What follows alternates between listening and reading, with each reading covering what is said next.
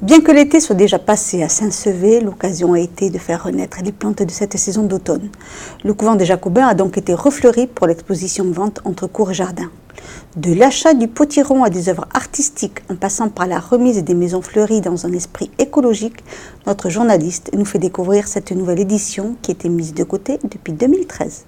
Après 3 ans d'absence, l'événement entre cours et jardin revient compléter en cette fin d'année le traditionnel Varietas Florum organisé au mois d'avril.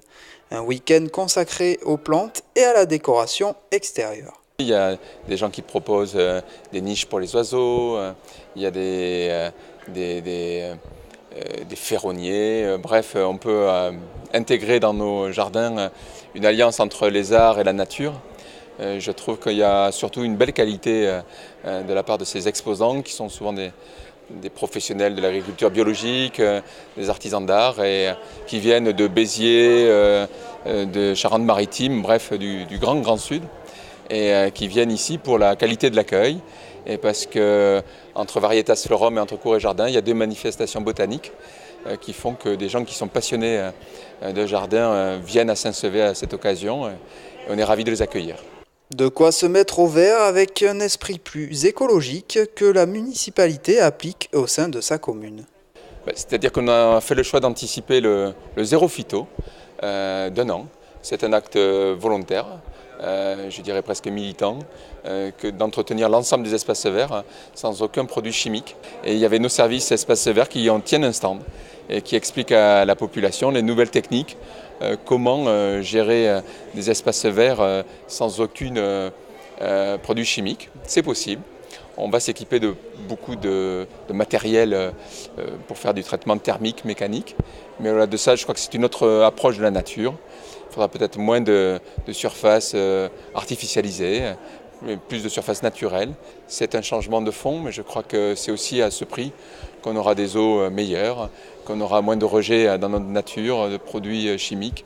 Et voilà, donc c'est aussi l'occasion, ces rencontres, de faire preuve de pédagogie. À cette même occasion, la mairie a souhaité également relancer le concours des maisons fleuries. L'événement a été lancé un petit peu après Varietas Florum et les visites se sont faites entre juin et septembre et la remise des prix a donc été faite au cours de l'animation entre cours et jardin. Donc on a eu beaucoup de participants sur une seule catégorie qui était primée.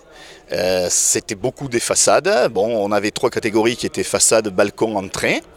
Les gens n'ont peut-être pas osé encore comme ça se relancer, mais on espère que 2017 sera une grande année d'inscription.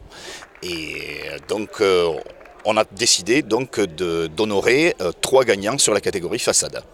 Parmi ces participants, Thomas Carrère, 16 ans, a eu l'honneur d'être parmi les gagnants. Ça me fait plaisir. Ça paye ce que j'ai fait tout au long de l'été, tous les soirs m'en occuper. Voilà. J'ai embelli la maison de mon grand-père pendant laquelle je passe les 3 mois de vacances que j'ai eu l'année dernière vu que j'étais en seconde au lycée des Espiots. Et du coup j'en ai profité pour bien m'en occuper et embellir la rue. Par passion pour la nature et pour mes grands-parents aussi.